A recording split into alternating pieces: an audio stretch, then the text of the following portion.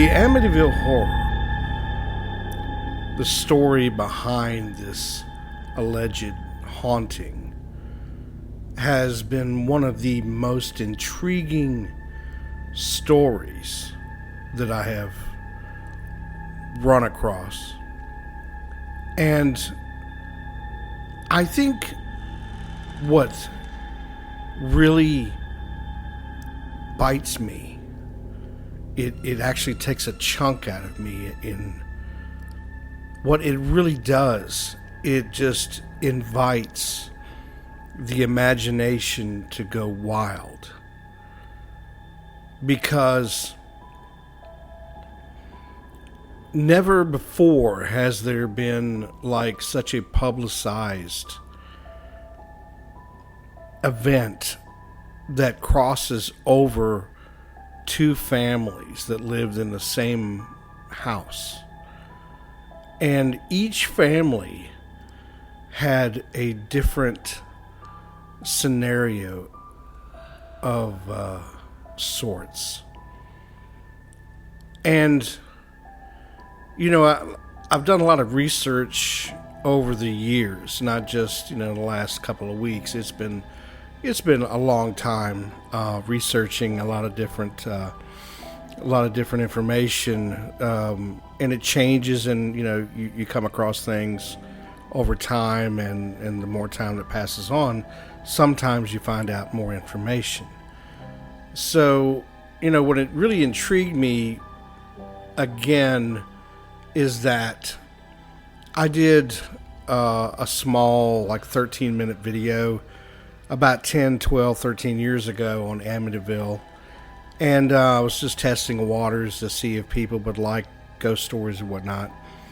And I dug pretty deep on that. And actually, going back into the inception of Long Island and New York, that basically, the Dutch had come in, the 1700s, and had come in and basically planted themselves on Long Island. The Indians, for the most part in the beginning, were pretty agreeable. And, they had lived there for centuries of time. And that was their domain, and the thing that I talked about in my first article about this is that, people get ingrained into, a lifestyle, a type of, living event year after year, decade, generation after generation. And people get very spiritually connected to land. Farmers do. People that have had, a lot of generations live in a home or a house. They hate to give it up because it has significant meaning to, themselves, and they identify their family orientation toward a home, a farmland, a house. That's why people want to keep it in the family kind of thing. And, just for speculation, I did go into the latter part where basically Channel 5 News had come in and done their investigation with a series of psychics. Mary Downey had come in, a handful of, reporters had come in, and they filmed it, photographed it, and Lorraine Warren had come in, and that's the part where she talked about how she thought on the third floor going up into where Ronnie DeFeo Jr.'s room was, that she felt like she was blocked by some kind of spiritual, negative energy. And she basically claimed this is as close to hell as I ever want to get. That stuff like that. I mean, what I'm trying to convey here is that if you've got 4 of the 5 leading psychics in the world that come into one said place, and let's say 80% of them are saying, hey, there's something really significantly dark here. I tend to listen a little bit because my take on it is that not every single individual walking, the earth has mediumship. They don't have psychic abilities. They're not tainted by spiritual things that happen simultaneously in the same space but in a different dimension. And not everybody walks around like that. That's why so many people go, oh, there's no such thing as ghosts, and it's your imagination. I get it. I've lived both sides of the coin. And I think that most people among the populace of the world would rather have a very strong divide between this world of the three-dimensional physical living and the spiritual world, where lots of different entities and spirits walk simultaneously in the same space with us. Okay? But I thought what was very intriguing was when Hans Holzer brought Ethel Johnson Myers into the picture. Now, Ethel Johnson Myers was an older woman, like maybe 70s. And she had worked with Hans Holzer throughout the 60s. And it was said that she was one of his favorite, what they call trance mediums, where she goes into a trance and she's able to describe scenery and spirits and things of that nature around her, get feelings of that nature.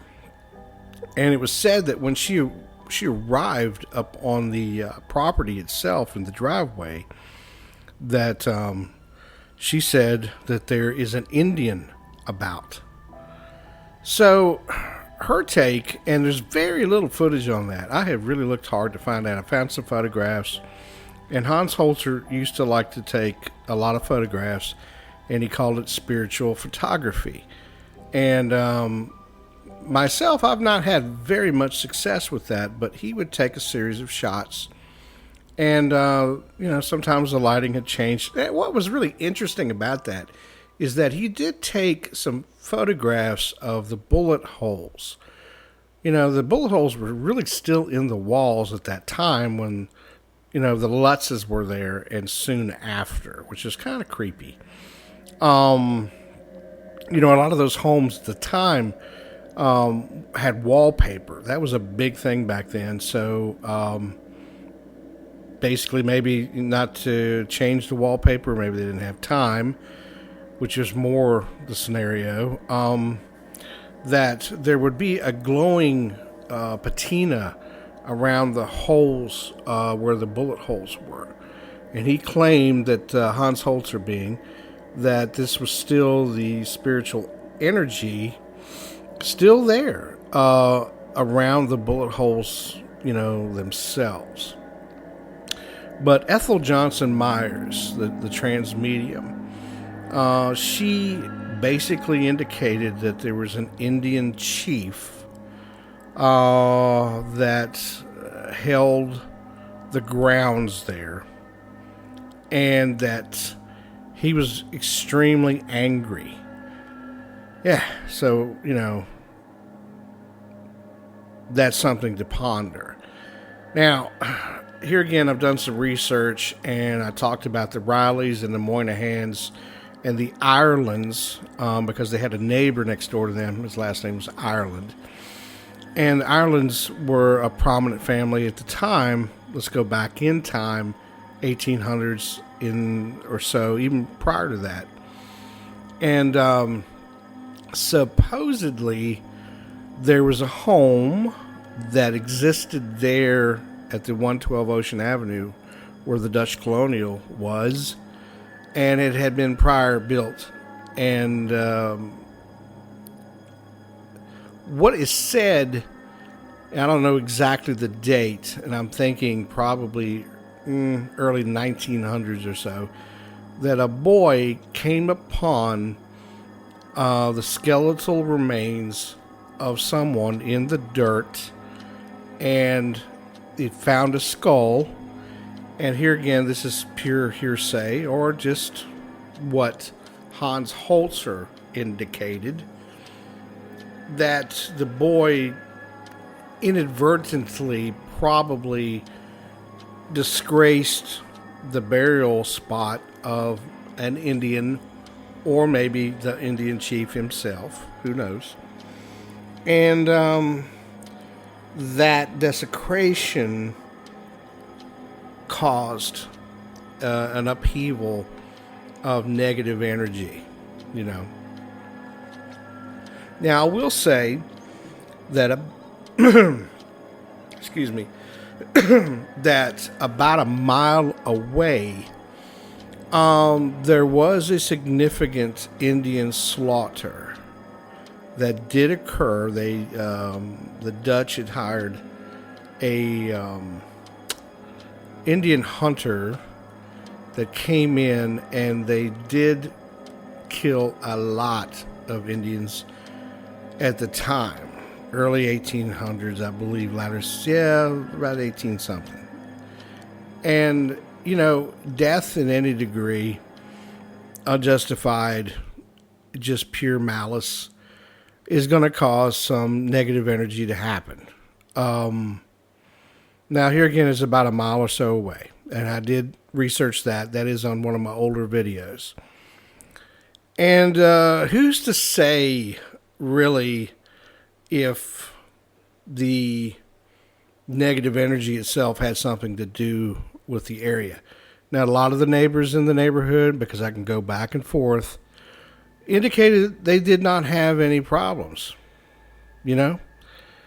But my take on it is, again, that not everybody possesses psychic abilities or the ability to get influenced by negative energies.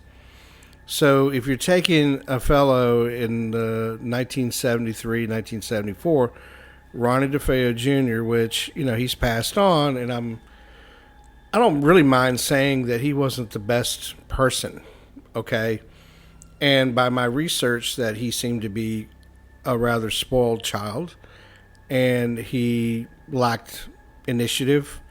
He demanded, you know, the easy way out, the easy way to live, which means, hey, Dad, give me money. Hey, you know, I'm going to slick my way through whatever I can to, you know, get what I need. Cars. They said they got him boats. You know, it just to kind of appease him, maybe to shut him up. And, you know, you learn from those behaviors that really all I got to do is just do the least I can.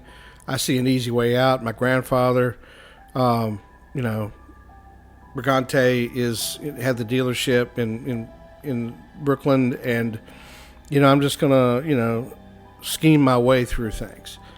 Yes, he did drugs. Yes, he did drink. Yes, you know, I've heard that he did nefarious things, which are not good, like pseudo mob activity. I'm not 100% sure on that, so I'm not going to go on about that. But overall, you know, he was diagnosed with an antisocial personality, where most sociopathic type of people are diagnosed that way, which means basically you do not have a lot of empathy for other people. You're not, you know, caring about their feelings when you're hurting them, or doing whatever you need to do to get whatever ill-gotten gains you're searching for.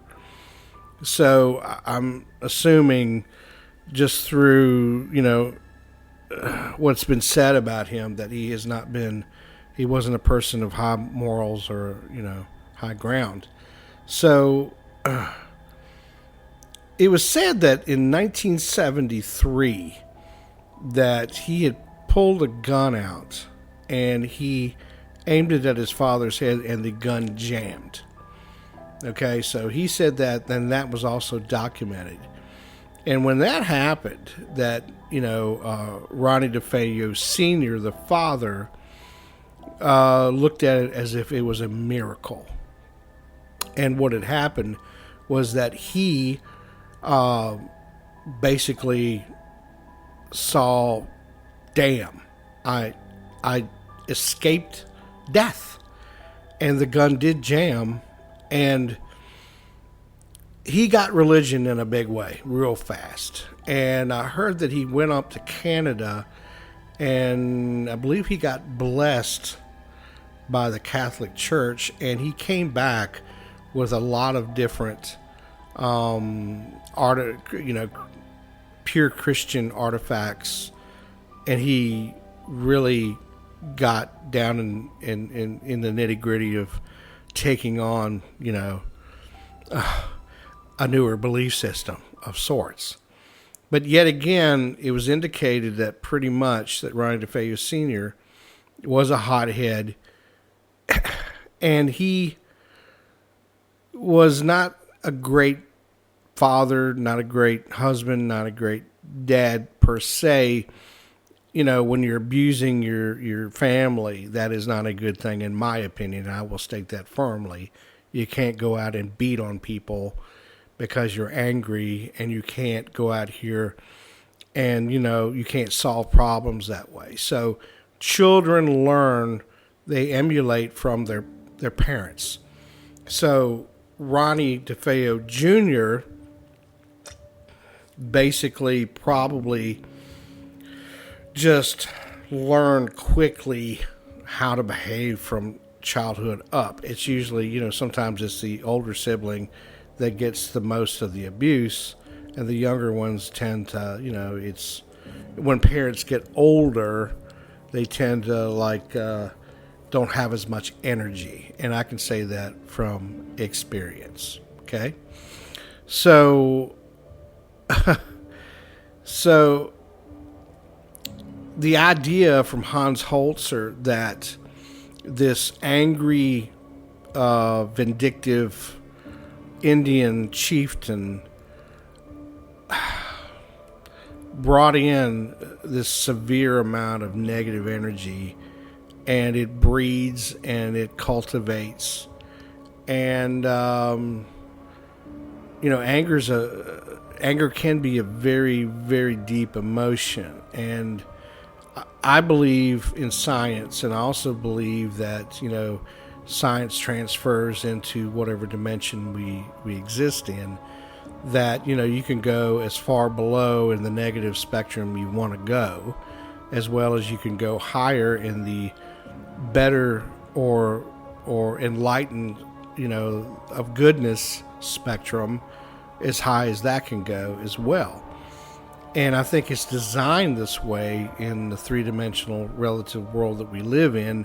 You have to have the yin with the yang, because the opposition to both creates the form, the terra firma of how we exist in this world. Because, that's why people say, oh, I got good luck, or I got bad luck, or this happened today, it was crappy, and blah, blah, blah.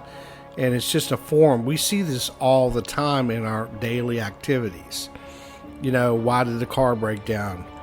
And I was on the way to a big business meeting, that kind of thing. Or, why did the zipper break on my jacket? It was my favorite jacket. Now where am I? So it's like you feel these unfortunate events. It's like, well, now you have to react to them. You have to get the car fixed. And then you have to go either fix the zipper, which no one does anymore, or go out here and buy another jacket, which maybe you can find the same one, maybe you cannot. That's what I'm talking about.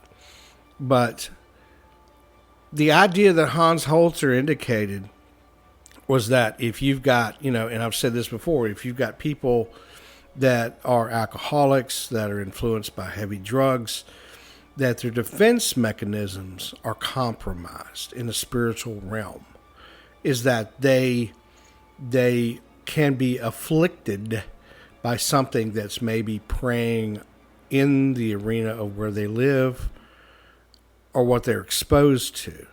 So let's say, hypothetically, that whatever negative energy that existed, which I'm pretty sure that it did in this home, did it influence Ronnie DeFeo Jr.? I mean, I'm just going to go so far as to say that it's either he was totally insane, or he was influenced, or a little bit of both, to even kill one person. Let's say, and his defense, and he kept going back about 5 different versions of stories, but for him to have the Marlin, and the rifle itself, and to be able to handle the rifle, and to be able to, that is, that is more for a person experienced with handling firearms. Okay, so if you're indicating that the sister, Dawn, the oldest sister, I don't know. It's a little hard for me to say, and I'm not saying that women cannot handle firearms the correct way or do a good job firing or shooting. All I'm saying is that it's in that time frame, in that moment in time, that it was a little bit more believable that Ronnie himself had walked up and down the stairs to each and every floor. But it is a really strange thing that once you started firing, that not the whole family woke up. So you would have to really run, and I mean run hard. And so then they talked about this specter of silence that created itself. The evil itself created like a cloud of silence, so that no one heard it, or the other members of the family didn't wake up. It is a strange thing. And I think that here again, I talked about intriguing in the beginning of this, that is an intriguing thing itself. Okay. And then, to be able to be so cold as to take a shower, take a bath, change your clothes, get the rifle, get the cartridges, take your bloody clothes. He drove to Brooklyn. He put it in a culvert. And, he broke the gun up, and he shoved it in the bay, okay? And it's like, they found all these items. So, I just think that Ronnie DeFeo Jr. was a dastardly human being. I just think it was awful. So, the idea as to what influenced him to do these things is what the curiosity that drives me to talk about this. So then, okay, so all those events happened. He went to the police station. He confessed after his stories didn't add up. And, 6 members of his family is dead. He's convicted in, I believe it was October of 1975. They gave him, 25 years to life on every single count. So he's locked up. So then, the Lutz family comes into play in basically December-ish of 1975. So, I have watched a lot of different movies, interviews, a lot of different, statements. And I just get this really creepy feeling that, that George Lutz, which he did pass on, I believe it was year 2006. I think I've said this before in the last podcast. I said that George Lutz himself was kind of like a dark hustler. He was kind of like an opportunist. If he could see an event, if he could see the possible outcome of something panning out for him. So to give him enough of benefit of the doubt, okay, is that George Lutz's grandfather had the surveying company, and it was brought down and given to George. So in the earlier 70s, in 1972, 73, he'd had, for 72, 73, from where he was, George did serve in the Vietnam War. He didn't talk about his events in the Vietnam War. George was married the first time to a woman, and it only lasted 6 months. And then it was annulled, okay? And then the annulment process through the Catholic Church, that's where he met Father Ray Pecoraro, okay? Everybody called him Father Ray. So he had established a friendship with Father Ray, and, and then later in time, in about 73, 74, he dug the motorcycle world. He had come down, and he had joined a club or gang of Harley, riders. They went to various events, and they went up to New Hampshire. They got around Rhode Island, and then they just went to these rallies, which is kind of like not an unnormal thing to do. A lot of the Vietnam guys that came back from the war joined these gangs because they needed a type of brotherhood, because the United States did treat the Vietnam veteran very poorly, and that is a known situation. I think it's very unfortunate. I was a child at the time, so it was what it was. So, but George himself was fascinated with occultism. Okay, so he did visit. There was an occultist around the area at the time that he had spent some time with. He had bought some books. He got into, transcendental meditation. And, that was kind of a common thing in the early 70s, okay? People going into TM, they're trying to expand themselves, trying to expand their mind. This is a type of scenario that's carrying off of the latter 60s, where people were trying to, open themselves up to a different idea of living, and I think that what went wrong with the 60s itself, unfortunately, was, the drugs themselves, yes, can expand your consciousness, okay, but, when you've got, the situations where, drugs are taking over your life, you're becoming addicted, and it's basically hurting and harming people more than it's helping, you get a bad connotation from that. And it's still the same situation in this present time.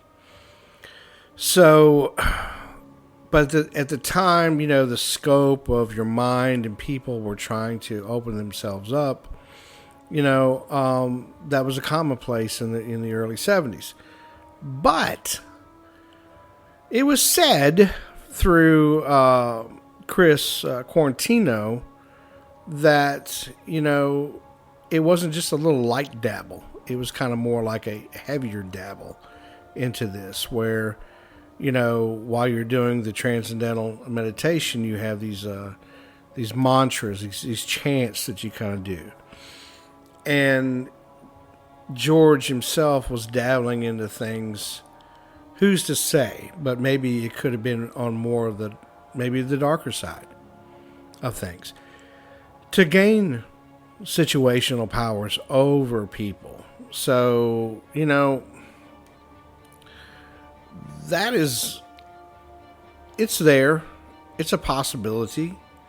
I think that the normal counterculture of basic Western Christianity, of people that kind of believe in God and Jesus, and of the ideas of, trying to be a decent human being, kind of weighed against those ideas, okay?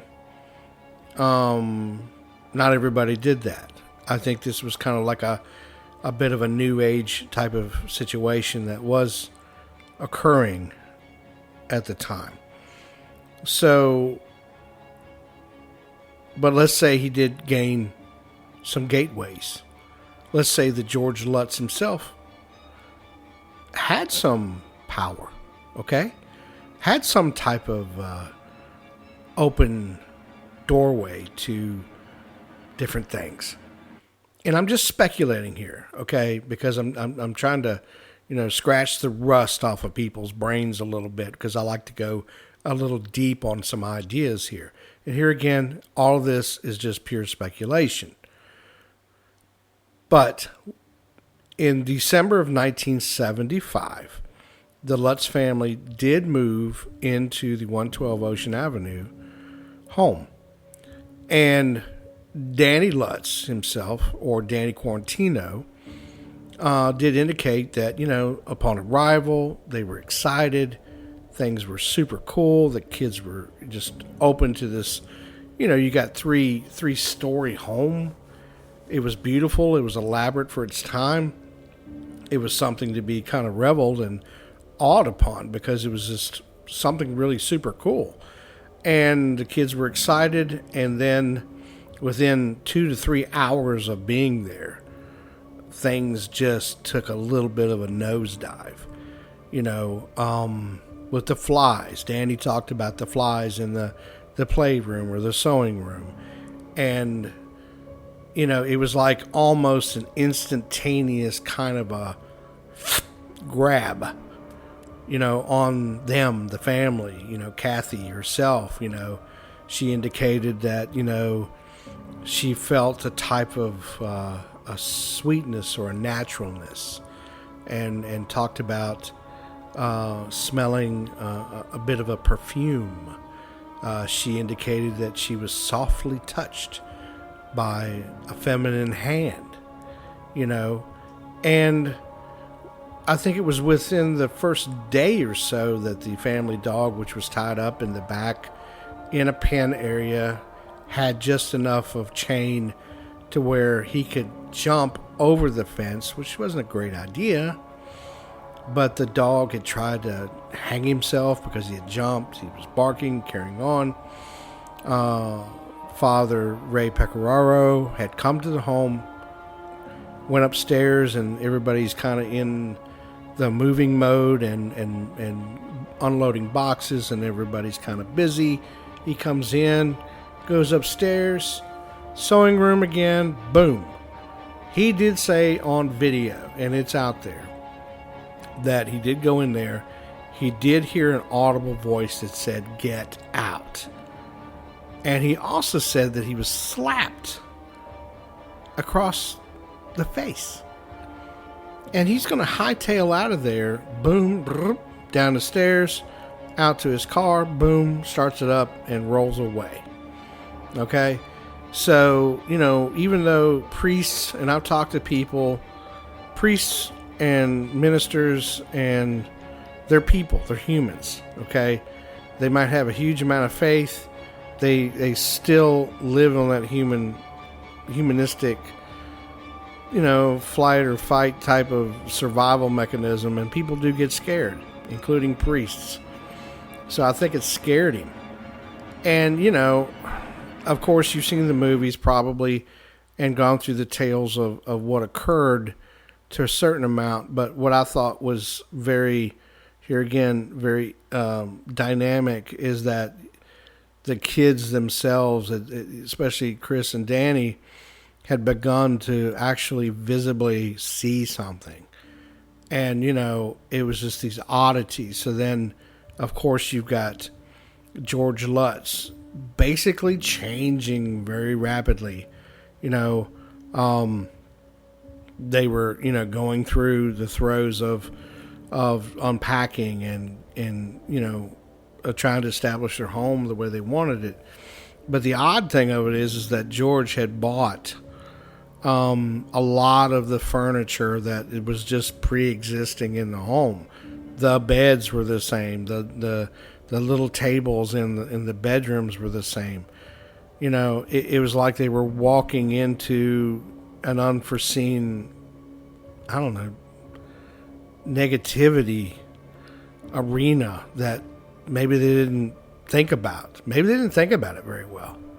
I don't know. Maybe they were just excited to just have a different home, or they felt like they got a great deal on the situation, because the house at that time was probably worth about $150,000, and that's a lot of money in 1975.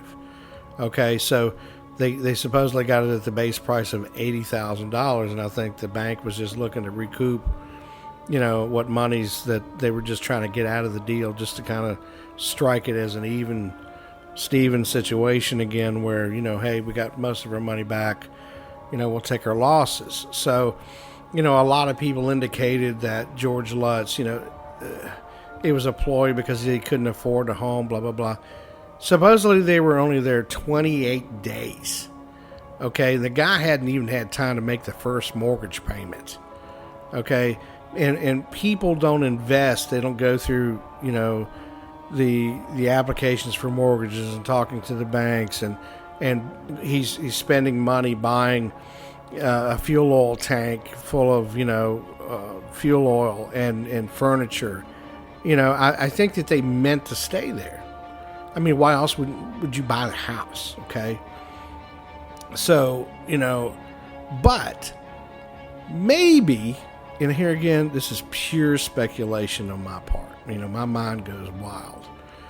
But because, it was an oddity that George Lutz, look, here again, this is the early mid-70s, but they talked about how George Lutz kinda looked like Ronnie DeFeo Jr. a little bit. The longer hair, the beard itself, no, they didn't look exactly alike. But it was a similarity there, okay? I'll go that far. Yes, there was a similarity there. So I don't think he went into this deal trying to promote a ghost story, an event, a hoax.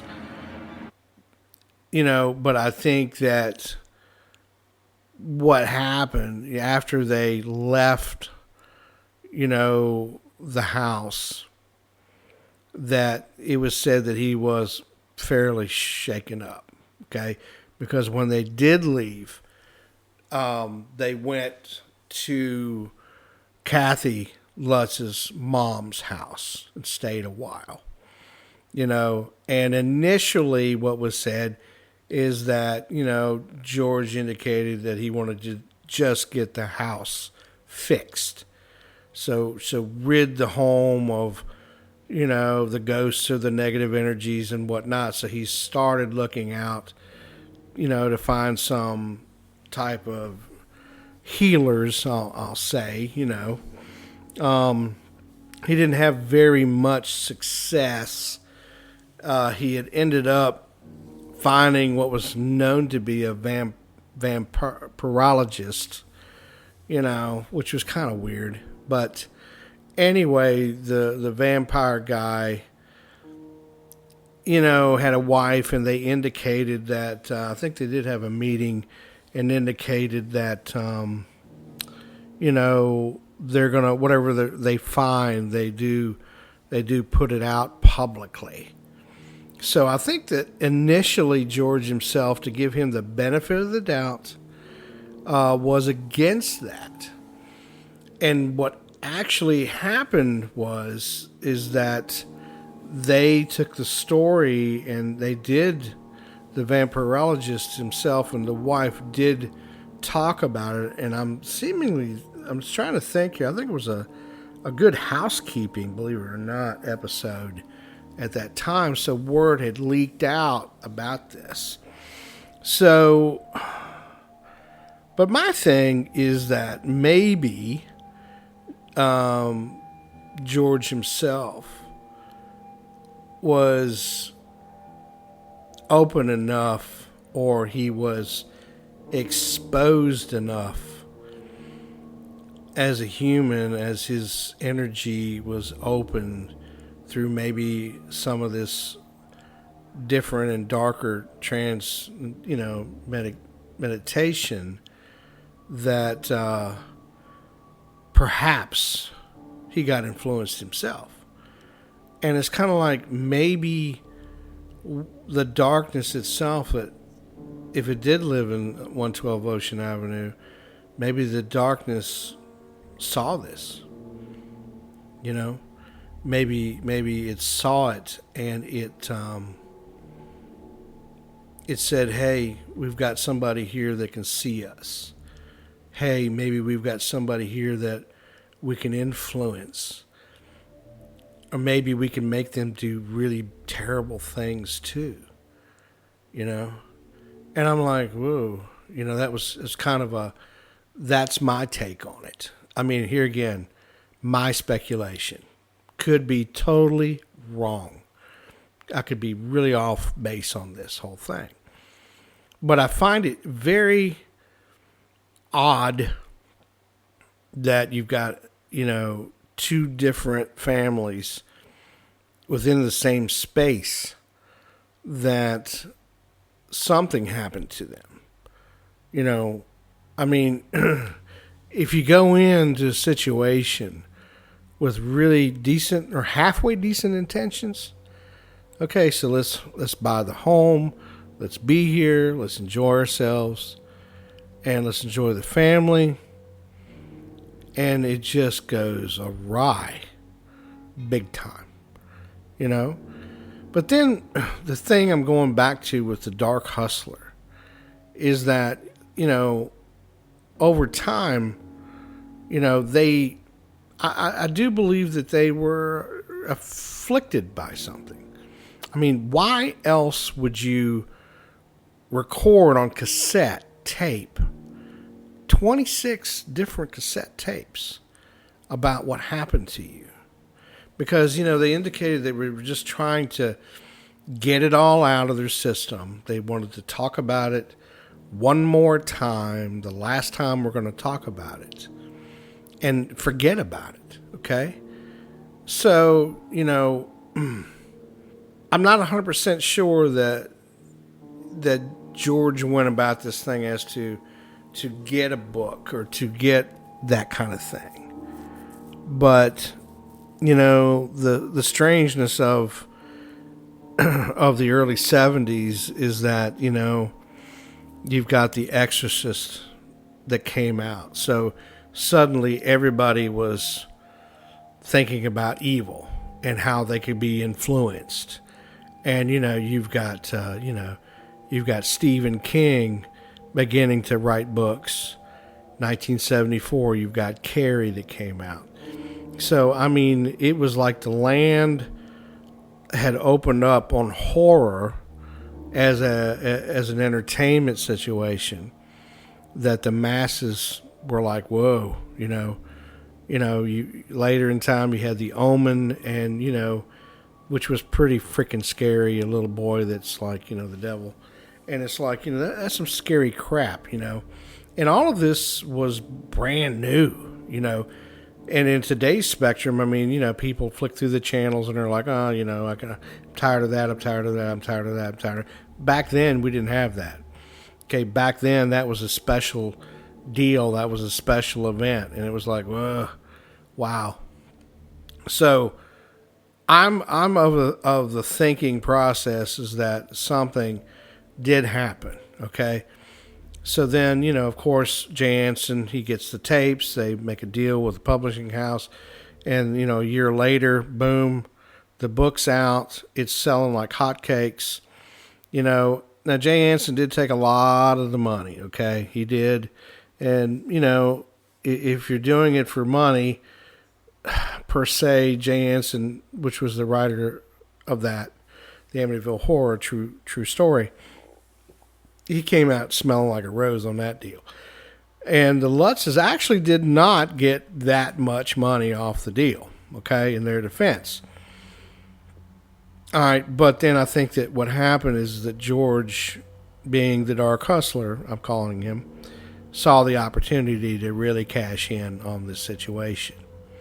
Okay, but at the same time, the kids got deferred to, yeah, it was not good for those kids.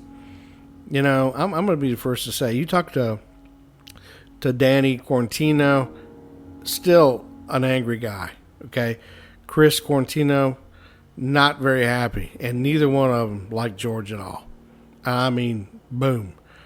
So you can watch what's out here in the world. You can watch for yourself. So you got two different brothers, you know, two different takes, but a lot of similarity there. Kathy Lutz, you know, unfortunately she ended up passing away. I think it was in 2005 or 2004, and it was not cool with that. She had some type of breathing disease and lung disease that basically did age her. And she wasn't that old when she passed away. So the whole deal didn't really come out great. You've got scarred kids. Now, for the youngest daughter, I have not heard anything about her, and that's fine, okay? And good for her. Hopefully she can just move on with her life. But, you know, this thing didn't come out great for a lot of people. Now, you go to the next people that have bought the house, and I think it's had about 7 or 8 different owners, and they claim nothing. You know, there's nothing here. It's all a hoax. It wasn't, you know, anything, you know, that type of stuff. But here again, we're going to go back. I'm going to go back to Hans Holzer again. That indicated that you have to have the right person, the right circumstance. And, you know, he said, this is Hans Holzer talking, you know, that it may take a while, it might take 100 years. But he said that the house is going to implode again. So, I don't know. Anyway, I think I've expressed everything I can probably express on this subject of the Amityville. And if you guys have any comments or questions, hey, feel free to reach out to me. But anyway, I think that this is, here again, one of the most intriguing stories out in America. I really don't know what's going to happen in the future with Amityville, but hopefully it'll stay quiet for a very long time. All right, thanks for listening.